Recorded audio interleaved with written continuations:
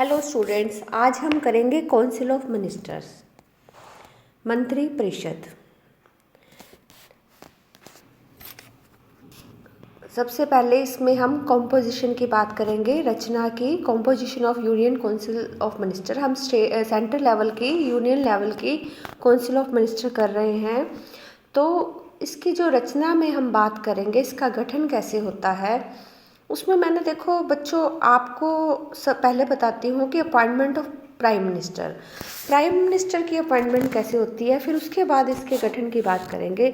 जब भी हमारे देश में लोअर हाउस कौन सा है?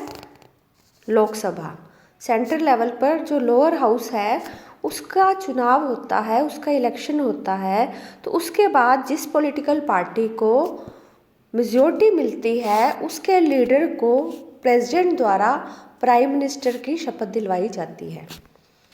ठीक है, तो प्राइम मिनिस्टर क्या है, उसकी नियुक्ति राष्ट्रपति द्वारा की जाती है, पर राष्ट्रपति अपनी मर्जी से नहीं, बल्कि जिस पॉलिटिकल पार्टी को मेजॉरिटी मिलती है लोअर हाउस में, उस पॉलिटिकल पार्टी के नेता को प्राइम मिनिस्टर नियुक्त करता है। ठीक है, और फिर उसके बाद appointment of other ministers. Appointment of other minister में जब सबसे पहले इलेक्शन के बाद प्राइम मिनिस्टर नियुक्त कर दिया जाता है, तो प्राइम मिनिस्टर की सलाह से प्रेसिडेंट अदर मिनिस्टर्स को नियुक्त करता है, सभी मंत्रियों को नियुक्त करता है कि कौन किस मंत्रालय का मंत्री बनेगा। तो इसमें देखो बच्चों, ऊपर मैंने एक सर्कल बनाया है, उसमें जो बड़ा सर्कल है उसको मैंने पार्लियामेंट शो किया है। उसके अंदर पार्लियामेंट के दोनों मेंबर्स हैं, दोनों हाउसेस के मेंबर्स हैं, लोकसभा और राज्यसभा के। उसके अंदर जो एक सेकंड नंबर पे सर्कल है उसको मैंने काउंसिल ऑफ मिनिस्टर्स बताया है कि पार्लियामेंट के सदस्यों में से ही कुछ व्यक्तियों को काउंसिल ऑफ मिनिस्टर्स का पद दिया जाता है। वो पार्लियामेंट की प्राइम मिनिस्टर की एडवाइस पर प्रेसिडेंट काउंसिल ऑफ मिनिस्टर्स को नियुक्त करता है। उसके अंदर एक छोटा सर्कल है उसके बाद, तो वो है कैबिनेट। तो उसी सर्कल में से काउंसिल ऑफ मिनिस्टर के मेंबर में से ही कुछ मेंबर्स को कैबिनेट रैंक का स्टेटस मिलता है। वो भी निर्णय जो है प्राइम मिनिस्टर का ही होता है कि किस व्यक्ति को काउंसिल ऑफ मिनिस्टर्स बनाए रखना है और किसको कैबिनेट स्टेटस प्रदान करना है। उसके अंदर है इनर कैबिनेट। इनर कैबिनेट जो बच्चों होती है, वो इनर कैबिनेट में 2-3 ही मेन मिनिस्टर्स होते हैं जो प्राइम मिनिस्टर का दायां बायां हाथ होते हैं, जैसे फाइनेंस मिनिस्टर, होम मिनिस्टर। इसका डिसीजन भी प्राइम मिनिस्टर ही करता है कि कौन कौन से मिनिस्टर जो हैं वो इनर कैबिनेट के अंतर्गत आएंगे। उसके बाद मैंने एक डॉट लगाई है सर्कल के बिल्कुल सेंटर में, वो हमारे प्राइम मिनिस्टर को मैंने शो किया है। तो ये सर्कल जो है, इसमें जितने अंदर की ओर मेंबर्स बैठे हैं उतनी ही उसकी इम्पोर्टेंस बढ़ती जा रही है। पार्लियामेंट के सदस्यों से काउंसिल ऑफ मिनिस्टर्स ज़्यादा पावरफुल होते हैं। काउंसिल ऑफ मिनिस्टर की अपेक्षा कैबिनेट मिनिस्टर्स जो हैं वो उससे ज़्यादा पावरफुल होते हैं। इनर कैबिनेट उससे भी ज़्यादा पावरफुल होती है और पीएम जो है वो सबसे ज़्यादा पावरफुल पर्सन होता है। तो ये जो हमारा इसकी कॉम्पोजिशन है काउंसिल ऑफ मिनिस्टर्स की। तो मिनिस्टर्स, नेक्स्ट पॉइंट जो है वो आपका है, minister must be the member of parliament. तो मंत्री बनने के लिए बच्चों सबसे पहले संसद का सदस्य होना अनिवार्य है। अगर मान लो किसी व्यक्ति को मंत्री बना दिया जाए जो संसद का सदस्य ना हो, तो उसको 6 महीने के अंतर्गत संसद की सदस्यता लेनी अनिवार्य होती है, नहीं तो उसको अपने मंत्री पद को त्यागना पड़ता है। नेक्स्ट जो पॉइंट है वो है मिनिस्टर्स ऑफ डिफरेंट रैंक। अभी मैंने ऊपर आपको डायग्राम में बता दिया कि मंत्री परिषद के विभिन्न स्तर के मंत्री होते हैं, जैसे कि पहले मंत्रिपरिषद के अंतर्गत कैबिनेट रैंक के या इनर कैबिनेट रैंक के, तो ये अलग अलग रैंक जो मैंने आपको इस डायग्राम के थ्रू समझाई है, तो ये मिनिस्टर ऑफ डिफरेंस रैंक हैं, मंत्रिपरिषद के विभिन्न स्तर के मंत्री हैं। बच्चों ये ना एक बात आपको बताऊं कि पहले जब हमारा कॉन्स्टिट्यूशन बना था तब हमारे संविधान में कहीं वर्णन नहीं था कि ये जो मिनिस्टर हैं वो कितने बनाए जा सकते हैं। काउंसिल ऑफ मिनिस्टर्स में कुल मेंबर कितने हो सकते हैं, अधिक से अधिक, ठीक है, मैक्सिमम कितने मेंबर्स को मिनिस्टर बनाया जा सकता है।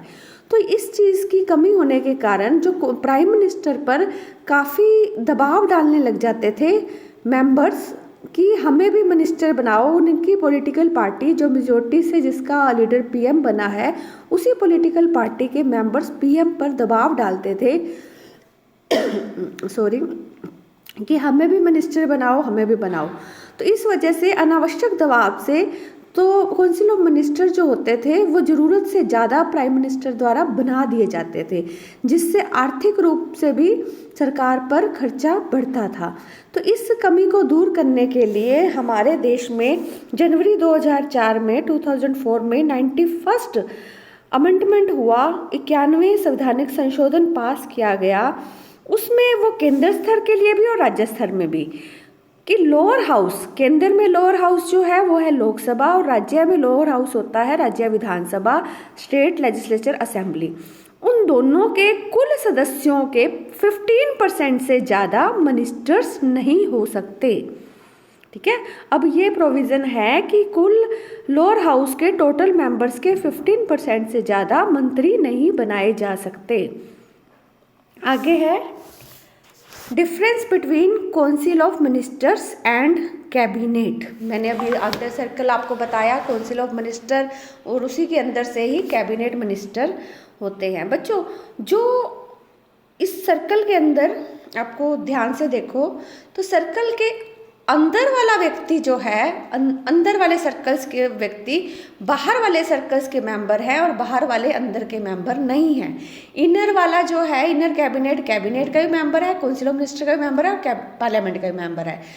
और जो काउंसिल ऑफ कैबिनेट है वो इनर की मेंबर नहीं है बल्कि काउंसिल ऑफ मिनिस्टर और पार्लियामेंट की मेंबर है। और जो काउंसिल ऑफ मिनिस्टर्स हैं वो इनर और कैबिनेट के मेंबर्स नहीं हैं बल्कि वो पार्लियामेंट के भी मेंबर होते हैं। नेक्स्ट है इसका tenure, difference between council of minister and cabinet. इसमें हम बात करें काउंसिल ऑफ मिनिस्टर्स, अभी मैंने आपको पहले भी बताया कि जैसे जैसे सर्कल के अंदर जाएंगे तो पावर बढ़ती जाएगी। इससे तो ये शो होता है कि जो कैबिनेट होती है वो काउंसिल ऑफ मिनिस्टर से ज़्यादा पावरफुल होती है। जो कैबिनेट में केवल फर्स्ट रैंक के ही मंत्री शामिल किए जाते हैं और इसमें लगभग 15 से लेकर 20 तक के ही मेंबर होते हैं। इसके विपरीत जो काउंसिल ऑफ मिनिस्टर है वो एक, उसमें काफ़ी सदस्य होते हैं जिनकी संख्या 50 to 70 के बीच में होती है और मैक्सिमम वो लोअर हाउस के 15% से ज़्यादा नहीं हो सकते। मतलब एक ये छोटी इसकी जो संख्या है कैबिनेट की वो कम होती है और काउंसिल ऑफ मिनिस्टर्स की ज़्यादा होती है।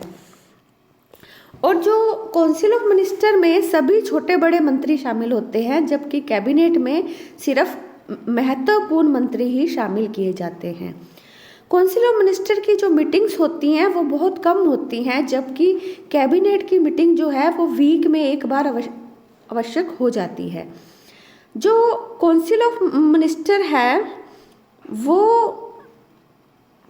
नीतियों का निर्माण, काउंसिल ऑफ मिनिस्टर में नीतियों के जो निर्माण में काउंसिल ऑफ मिनिस्टर से ज़्यादा कैबिनेट जो है वो ज़्यादा महत्वपूर्ण होती है, अधिक भूमिका निभाती है। आगे है संविधान के जो आर्टिकल 74 में कहा गया है कि राष्ट्रपति को सहायता करने के लिए, परामर्श देने के लिए एक काउंसिल ऑफ मिनिस्टर होगी, ठीक है। ना मतलब राष्ट्रपति को सहायता देने के लिए प्राइम मिनिस्टर और काउंसिल ऑफ मिनिस्टर होंगे, ये आर्टिकल 74 में लिखा गया है।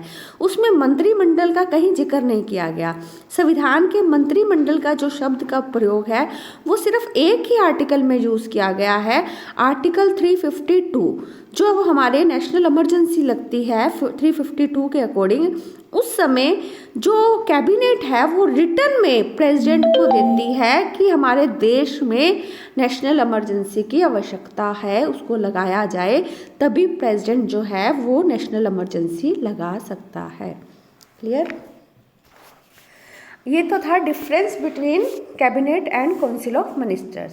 अब आगे हम बात करेंगे इसके टेन्योर की। देखो, संविधान के अनुसार जो मंत्री हैं वो राष्ट्रपति के इच्छा से अपने पद पर बने रहते हैं, हमारे कॉन्स्टिट्यूशन में लिखा है।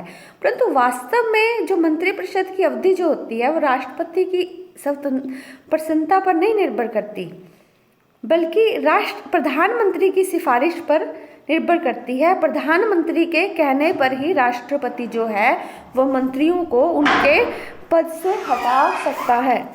और इसके अलावा जो काउंसिल ऑफ मिनिस्टर्स होते हैं वो काउंसिल ऑफ मिनिस्टर्स जो होते हैं वो कलेक्टिव रिस्पॉन्सिबिलिटी होती है उनकी, सामूहिक रूप से उनकी लोकसभा के प्रति उत्तरदायित्व होता है, उनका सामूहिक उत्तरदायित्व होता है। लोकसभा में भी उनके वो सामूहिक रूप से मतलब कलेक्टिव रूप से, एक मंत्री नहीं, पूरे ही मंत्रिपरिषद जो है आर्टिकल 75 की में यह व्यवस्था है कि काउंसिल ऑफ मिनिस्टर सामूहिक रूप से लोकसभा के प्रति उत्तरदायी होती है। ठीक है, तो ये उनका जो टेन्योर है। आगे इसकी ओथ में बच्चों आर्टिकल 75 के अंडर जो मिनिस्टर्स होते हैं वो अपना पद ग्रहण करने से पहले राष्ट्रपति के सामने 2 प्रकार की शपथ लेते हैं। फर्स्ट तो उनकी जो ओथ होती है वो एक अपने पद की शपथ लेते हैं कि अपने अपने कर्तव्यों का जो निर्वाहन है वो पूरे अपने रूल रेगुलेशन के आधार अपनी ईमानदारी से वो अपने कर्तव्यों को पूरा करेंगे। और दूसरी शपथ जो वो है वो ओथ ऑफ सीक्रेसी की लेते हैं, अपनी मतलब गोपनीयता के लेते हैं कि वो सरकारी बातों को गुप्त रखेंगे, सीक्रेट रखेंगे। ये 2 तरह की शपथ उनको अपने पद को ग्रहण करने के समय ली जाती हैं। आगे हम करेंगे इसके functions of union council of ministers, जो संघीय मंत्रिपरिषद के कार्य। इसमें जो फर्स्ट पॉइंट है वो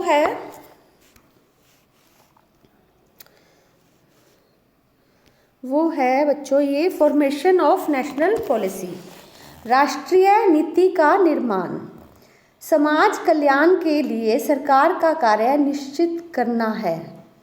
ठीक है, तो ये जो मंत्रिमंडल होता है वो राष्ट्रीय नीति का निर्माण करता है, वो उसके संबंधित कई कार्य करता है। फर्स्ट है समाज कल्याण के लिए, जो सोशल वेलफेयर के लिए सरकार का कार्य निश्चित करना, देश में शांति व्यवस्था बनाए रखने के लिए सोच विचार करना, देश में पॉलिटिकल, सोशल, इकोनॉमिक सिस्टम में इम्प्रूवमेंट करने के लिए उपाय सोचना, फॉरेन से रिलेशन स्थापित करना, युद्ध तथा शांति स्थापित करने के लिए कदम उठाना, देश के लिए घरेलू तथा विदेशी नीति निर्धारित करना, विदेशों से कोई संधि या समझौते मतलब कोई डील करना। तो ये कई तरह के जो राष्ट्रीय नीति का निर्माण मंत्रिपरिषद द्वारा किया जाता है। सेकंड जो है फंक्शन वो है एडमिनिस्ट्रेटिव फंक्शन, प्रशासकीय कार्य। बच्चों जो मंत्री होते हैं वो हालांकि वैधानिक रूप से तो वो एक विधानपालिका के सदस्य हैं। जब उनको संसद का सदस्य बनाया गया तो वो एक एमपी बन गए थे, जिनको चुनावों के द्वारा उनको संसद का सदस्य बनाया गया था। तो वो एक वैधानिक संस्था के सदस्य थे, पर जब उनको मंत्री पद दे दिया जाता है तो वो कार्यपालिका के ऊपर राजनीतिक कार्यपालिका के रूप में जाने जाते हैं। क्यों? क्योंकि उनके अंडर जो है वो एडमिनिस्ट्रेशन काम करता है। हर मंत्री के अंडर कुछ विभाग दिए जाते हैं, मंत्रियों को विभाग सौंपे जाते हैं। मिनिस्ट्री को डिपार्टमेंट्स में, विंग्स में, डिवीज़न में, ब्रांचेस में, सेक्शंस में डिवाइड किया जाता है। तो उसमें जितने भी सरकारी अधिकारी कर्मचारी काम करते हैं वो मंत्री के प्रति उत्तरदायी होते हैं, मंत्री के निर्देशन में ही वो काम करते हैं। तो सारा जो एडमिनिस्ट्रेशन होता है वो उसके मंत्रिमंडल के हाथों में ही होता है। मंत्री विभागों के अध्यक्ष के रूप में उसको चलाते हैं, अपने विभागों का संचालन करते हैं, अपने कार्यों और नीतियों की देखभाल करते हैं। तो मंत्री जो हैं वो प्रशासनिक मुखिया के रूप में, इनको राजनीतिक कार्यपालिका का नाम दिया गया है। ये प्रशासनिक कार्य अच्छे तरीके से करते हैं। नेक्स्ट जो पॉइंट है वो है लेजिस्लेटिव फंक्शंस। देखो, मुख्य कानून निर्माण का कार्य संसद का कार्य है। कैबिनेट का विधि निर्माण संबंधी कोई कार्य स्पष्ट से संविधान में नहीं लिखा गया, परंतु अगर हम प्रैक्टिकल देखें तो कैबिनेट का कानून निर्माण क्षेत्र में मेन रोल होता है। बहुमत दल की चोटी के नेताओं की संस्था होने के कारण संसद में प्रस्तुत किए गए जो बिल होते हैं बच्चों, वो कैबिनेट की इच्छा अनुसार ही स्वीकार और अस्वीकार किए जाते हैं। वास्तव में 90% बिल जो है संसद में मंत्रिपरिषद द्वारा ही पेश किए जाते हैं। बाकी 10% बिल गैर सरकारी सदस्य पेश करते हैं। ये बिल तभी संभव होते हैं जब उनको कैबिनेट की सहमति प्राप्त हो। धन बिल तो केवल मंत्रियों द्वारा ही लोकसभा में पेश किए जाते हैं। तो मंत्री ही सदन में पेश किए गए बिलों को सदन में संचालन करते हैं। वे ही समय समय पर विरोधी पक्ष द्वारा की गई बिल की आलोचना का उत्तर देते हैं। उनके ऐसे कार्यों की तुलना जहाज के कप्तान के कार्य से की जाती है। तो सभी वैधानिक काम जो हैं वो मंत्रियों द्वारा किए जाते हैं। नेक्स्ट है वित्तीय कार्य। देखो, एक तो वैधानिक बिल बच्चों होते हैं जो सिंपल कानूनों साधारण बिल होते हैं, और एक जो फाइनेंशियल बिल जो होते हैं वो भी मंत्रियों द्वारा ही पेश किए जाते हैं। हमारा जो वार्षिक बजट होता है वो भी मंत्रियों की सहमति से ही वित्त मंत्री द्वारा लोकसभा में पेश किया जाता है। तो कोई भी धन संबंधी बिल जो है वो मंत्रियों की सहमति के बिना संसद में पेश नहीं किया जाता। तो जो इनके वित्तीय कार्य हैं वो भी सारे मतलब ये डिसाइड करते हैं कि कौन सा टैक्स जो है उसको बढ़ाना है, कौन सा टैक्स समाप्त करना है, किस में बदलाव करना है। तो ये फाइनल डिसीजन जो होता है। हालांकि हमारे देश का जो बजट है बच्चों वो नीचे प्रशासन लेवल पर ही शुरू हो जाता है। स्केलेटन फॉर्म जो होते हैं हमारे वो वितरण अधिकारियों द्वारा भरे जाते हैं, फिर विभागाध्यक्ष द्वारा उसकी छानबीन होती है, फिर वित्त मंत्रालय द्वारा उसकी छानबीन होती है, फिर वो मंत्रिमंडल में जाता है। मंत्रिमंडल में स्वीकृति से मंत्रिपरिषद की आगे वो संसद में वित्त मंत्री द्वारा पेश किया जाता है। तो फाइनल डिसीजन जो है वो बजट का जो ब्यौरा होता है वो फाइनल डिसाइड जो होता है वो मंत्रियों द्वारा ही किया जाता है। अगला है बच्चों पॉइंट कोऑर्डिनेशन इन डिपार्टमेंट्स। ठीक है, विभागों में तालमेल। मंत्रिमंडल का मुख्य कार्य राष्ट्रीय प्रशासन का संचालन कुशलतापूर्वक करना है। इसकी पूर्ति के लिए यह सभी विभागों की पारस्परिक समस्याओं को सुलझाने का प्रयत्न करता है तथा उनके कार्यों का समन्वय करता है। विभागों के आपसी जो झगड़े होते हैं, डिस्प्यूट्स होते हैं, वो मंत्रिमंडल के समक्ष आ जाते हैं तथा यह इसका निर्णय करता है कि यह विभिन्न विभागों का उत्तरदायित्व निश्चित करता है तथा उनके कार्यों का निरीक्षण करता है, उनकी जांच करता है। तो विभागों में आपसी जो कोऑर्डिनेशन बनाना वो भी मिनिस्टर्स की, मंत्रिमंडल की ही जिम्मेवारी होती है। नेक्स्ट पॉइंट जो है वो है विदेशी संबंधों का संचालन। बच्चों, हालांकि देखो हम राष्ट्रपति पीछे कर चुके हैं, राष्ट्रपति में भी हमने पढ़ा था कि विदेशी संबंधों का संचालन राष्ट्रपति द्वारा किया जाता है, पर आर्टिकल 74 में आपको बताया हुआ है कि राष्ट्रपति को सलाह देने के लिए मंत्रियों और प्रधानमंत्री की व्यवस्था की जाएगी। तो राष्ट्रपति जो भी विदेशी संबंध बनाता है वो मंत्रियों की सलाह के बिना नहीं बनते। तो मंत्रिमंडल ही विदेश नीति का निर्माण करते हैं, विदेशी संबंधों का संचालन करते हैं। अन्य देशों में आने जाने वाले राजदूतों तथा अन्य प्रतिनिधियों की नियुक्ति राष्ट्रपति मंत्रिमंडल के परामर्श से ही करते हैं। अन्य देशों के साथ संधि समझौते करना, युद्ध तथा शांति की स्थापना करना आदि विषयों पर भी मंत्रिमंडल ही कार्य का निरीक्षण करते हैं। नेक्स्ट पॉइंट है नियुक्तियों पर नियंत्रण, कंट्रोल ओवर अपॉइंटमेंट।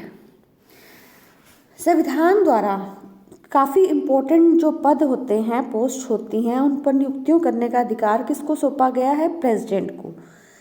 तो परंतु वह जो मंत्रिमंडल के परामर्श से ही राज्यों के गवर्नर, राजदूत, attorney general, CAG controller and auditor general, UPSC के मेंबर्स, फाइनेंस कमीशन के मेंबर, इलेक्शन कमीशन के मेंबर और सर्वोच्च न्यायालय, उच्च न्यायालय के न्यायाधीशों, इन सब पदों की नियुक्ति जो है वो मंत्रिमंडल की ही सलाह से राष्ट्रपति द्वारा की जाती हैं। नेक्स्ट पॉइंट जो है वो है इन्वेस्टिगेशन कमेटीज, जांच पड़ताल समितियां। मंत्रिमंडल को भूतपूर्व मंत्रियों, मुख्यमंत्री तथा अन्य उच्च अधिकारियों के विरुद्ध लगाए गए आरोपों की जांच पड़ताल करने के लिए जांच पड़ताल समितियां नियुक्त करने का भी अधिकार है। अगला जो पॉइंट है वो है इमरजेंसी पावर। बच्चों हमने 3 आर्टिकल पहले प्रेसिडेंट में करे थे, 352, 356, 360, 352, 356, 360।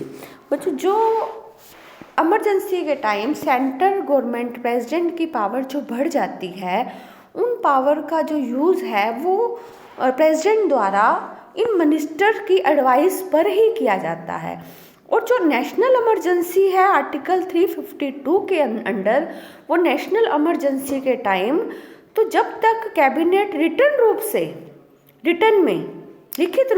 रिटर्न में प्रेसिडेंट को नहीं देती कि हमारे देश की स्थिति संकट में है, तो हमारे देश में आर्टिकल 352 लगाया जाए, धारा 352 लगाई जाए, और तभी उनके लिखित रूप में राष्ट्रपति को देने के बाद ही राष्ट्रपति देश में 352 लगा सकता है। नेक्स्ट है बच्चों enforcement of laws and maintenance of orders, कानूनों को लागू करना तथा व्यवस्था बनाए रखना। कानून का तब तक कोई महत्व नहीं जब तक उसे लागू न किया जाए। कोई कानूनों को सख्ती से अथवा नम्रता से लागू करना मंत्रिमंडल पर निर्भर है। देश के अंदर शांति व्यवस्था बनाए रखना मंत्रिमंडल का कार्य है। यदि देश के किसी भाग में आंदोलन या दंगा फसाद हो या लड़ाई झगड़ा हो तो वहां पर शांति व्यवस्था स्थापित करना मंत्रिमंडल की ही जिम्मेदारी है। लास्ट पॉइंट जो है बच्चों वो as an advisor to president, ये जैसे आर्टिकल 74 में लिखा हुआ है कि मंत्रिपरिषद राष्ट्रपति को परामर्श देने का कार्य करती है। आर्टिकल 74 के अंतर्गत केवल यह व्यवस्था की गई है कि एक मंत्रिपरिषद होगी जिसका मुखिया प्रधानमंत्री होगा और यह मंत्रिपरिषद राष्ट्रपति को कार्य करने में परामर्श देगी। लेकिन नवंबर 1976 में संसद द्वारा पारित 42nd अमेंडमेंट पास हुआ पार्लियामेंट में, जिसमें राष्ट्रपति अपनी शक्तियों का प्रयोग मंत्रिपरिषद के परामर्श के अनुसार ही करेगा। अन्य शब्दों में राष्ट्रपति के लिए अपनी शक्तियों का प्रयोग करते समय मंत्रिपरिषद के परामर्श को मानना आवश्यक है। 44 अमेंडमेंट के अंतर्गत संविधान में यह व्यवस्था कर दी गई कि राष्ट्रपति मंत्रिपरिषद को अपने परामर्श के प्रति साधारण रूप से या विशेष रूप से पुनर्विचार के लिए कह सकता है। ठीक है, राष्ट्रपति के आदेशानुसार पुनः विचार करने के पश्चात जो परामर्श मंत्रिपरिषद राष्ट्रपति को देता है उस परामर्श के अनुसार कार्य करना राष्ट्रपति के लिए अनिवार्य हो जाता है। अगर मैं कहूँ कि अगर हमारा संविधान बना 74 में, जब लिखा गया कि राष्ट्रपति को एडवाइस देने के लिए मंत्रिपरिषद होगी और उसका मुखिया प्रधानमंत्री होगा, तब हमारा राष्ट्रपति पावरफुल था। ठीक है। फिर 42nd अमेंडमेंट में ये बात संविधान में ऐड कर दी गई कि जो राष्ट्रपति को एडवाइस दे दी जाएगी, किसके द्वारा, मंत्रिपरिषद प्रधानमंत्री द्वारा जो एडवाइस दी जाएगी वो उसके लिए माननी कंपल्सरी होगी, वो उसके लिए बाध्य होगी, उसको मानना आवश्यक है। तो जो राष्ट्रपति है वो बिल्कुल नाम मात्र का मुखिया बनकर रह गया। पर 44th अमेंडमेंट में कुछ रिलीफ जो है वो प्रेसिडेंट की पोस्ट को मिला कि जो एक बार अगर वो उसकी एडवाइस सुनकर एक बार पुनः विचार के लिए वो मंत्रिपरिषद को वो बिल वापस भेज सकता है कि मैं साइन करने से पहले आप एक बार पुनः विचार करें। पर पुनः विचार के बाद अगर उसी बिल को मंत्रियों द्वारा और प्रधानमंत्री द्वारा राष्ट्रपति के पास भेज दिया जाता है तो उसको उस पर साइन करने ही पड़ते हैं। ठीक है। तो इसकी जो कंक्लूजन में मैं ये कहना चाहूँगी, हालांकि हमारे देश का मुखिया जो राष्ट्रपति है, पर उसकी पावर का यूज़ जो है वो मंत्रियों द्वारा और उनका मुखिया प्रधानमंत्री द्वारा किया जा रहा है। पर इतने पावरफुल होते हुए भी ये मंत्री जो हैं वो तानाशाह नहीं बन सकते। क्यों? क्योंकि हमारे देश में डेमोक्रेसी है, कोई सिस्टम को ऐसे बनाया गया है कि कोई भी व्यक्ति तानाशाह नहीं हो सकता। अगर ये मंत्री सही काम नहीं करेंगे, तानाशाही करेंगे, तो प्रधानमंत्री राष्ट्रपति को कहकर इनको अपने पद से इनके पद को त्याग करवा सकता है। तो राष्ट्रपति इनको अपने पद से हटा सकता है। किसके कहने पर? प्राइम मिनिस्टर के कहने पर। और साथ के साथ ये सामूहिक रूप से भी लोकसभा के प्रति जिम्मेवार होते हैं। अगर ये काम ठीक नहीं करते तो लोकसभा में इनके प्रति अविश्वास प्रस्ताव पारित किया जा सकता है।